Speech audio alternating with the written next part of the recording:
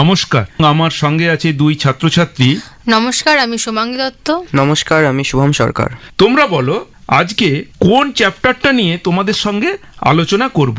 সত্যি বলতে কি স্যার, ডিফারেন্সিয়াল ক্যালকুলাসের মধ্যে কন্টিনিউটি আর ডিফারেন্সিয়াবিলিটি আর তার সাথে সিগনিফিকেন্স অফ ডেরিভেটিভ এই বিষয়গুলি আমাদের কাছে খুব একটা পরিষ্কার নয়। আপনি যদি বিষয়টির ওপর একটু আলোকপাত করেন তাহলে খুব ভালো হয়। একদম চিন্তা করবে না, আজ আমরা খুব সহজভাবেই উদাহরণের মাধ্যমে বিষয়গুলোকে বুঝব। আশা করি এই অনুষ্ঠান শেষে তোমাদের কাছে দেখবে এই কন্টিনিউটি, ডিফারেন্সিয়েবিলিটি এবং সিগনিফিকেন্স অফ ডেরিভেটিভ এই নিয়ে আর কোনো সমস্যা থাকবে না। তাহলে স্যার আমরা কন্টিনিউটি থেকে শুরু করি। অবশ্যই, তবে তার আগে একটা সাধারণ উদাহরণ নিয়ে আলোচনা করা যাক।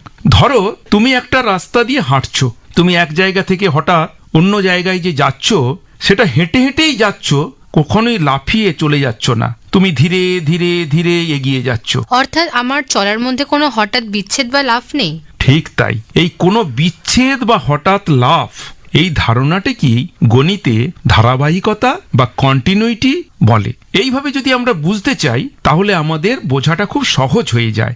ধরো আমাদের একটি ফাংশন আছে এফএক্স, আমরা বলবো এক্স ইজুকাল টু এ বিন্দুতে ফাংশনটি ধারাবাহিক বা কন্টিনিউয়াস যদি সে তিনটি শর্ত পূরণ করে। তিনটি শর্ত কি কি স্যার? প্রথমত এফ এর একটি মান থাকতে হবে, দ্বিতীয়ত এক্স যখন এর দিকে এগোতে থাকবে তখন এফ এক্স এর একটা লিমিটিং ভ্যালু থাকতে হবে, তৃতীয়ত সেই লিমিটের মান এফ এর মানের সঙ্গে সমান হতে হবে।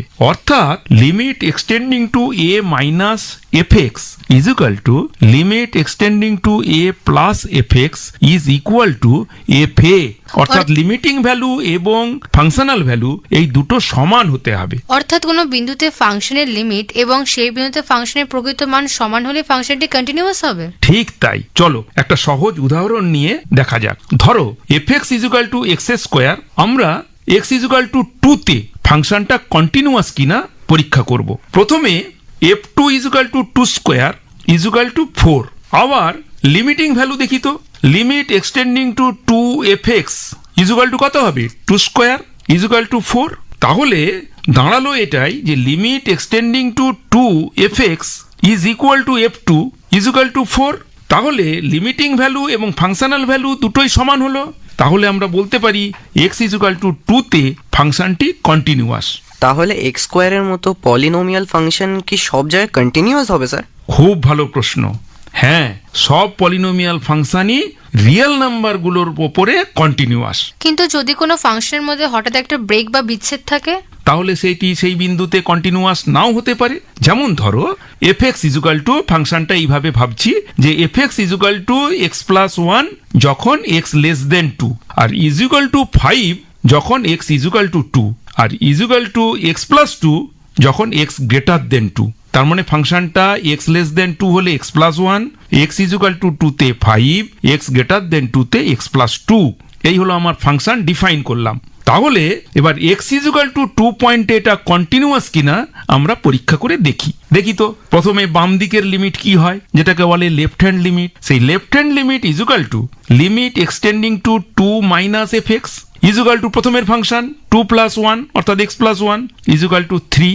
আর ডান দিক থেকে যদি লিমিট হিসেব করি, লিমিট এক্সটেন্ডিং টু 2 প্লাস, তার মানে 2 এর চেয়ে বড় হলে যে ফাংশনটা সেটা লাস্টেরটা, তার মানে f x equal to x plus 2 equal to 2 plus 2 equal to 4। তাহলে left hand limit 3, right hand limit 4। তাহলে দুটো লিমিট কিন্তু সমান হলো না, তার মানে লিমিটিং ভ্যালু তার নেই। অর্থাৎ বাম দিকের লিমিট আর ডান দিকের লিমিট সমান নয়, তাই তো স্যার? হ্যাঁ ঠিক, এক্স ইজুকাল টু 2 তে এই তার লিমিটের ভ্যালু থাকলো না, আমরা কোনো অস্তিত্ব পেলাম না, অতএব ফাংশনটি এক্স ইজুকাল টু 2 পয়েন্টে কখনোই আর কন্টিনিউয়াস হতে পারলো না। তাহলে কন্টিনিউটির জন্য লেফট হ্যান্ড লিমিট এবং রাইট হ্যান্ড লিমিট সমান হওয়া খুব গুরুত্বপূর্ণ। অবশ্যই, এক্স ইজুকাল টু এতে কন্টিনিউটির জন্য left hand limit equal to right hand limit equal to functional value at the point. তার মানে এ পয়েন্টে left hand limit, right hand limit এবং ফাংশনাল ভ্যালু তিনটেই সমান হতে হবে। কন্টিনিউটির এই তিনটে শর্ত তাহলে কি হলো? প্রথমত এফ অফ এ সংজ্ঞায়িত থাকতে হবে, দ্বিতীয়ত এক্স ইকুয়ালস টু এ তে এফ এক্স এর লিমিটিং ভ্যালু থাকতে হবে, তৃতীয়ত limiting value equals to f a হতে হবে। চমৎকার, তাহলে আমরা সংক্ষেপে লিখতে পারি limit extending to a f x equal to f a. এটাই এক্স ইজুকাল টু এ তে কন্টিনিউটির মূল শর্ত। তাহলে সহজভাবে বললে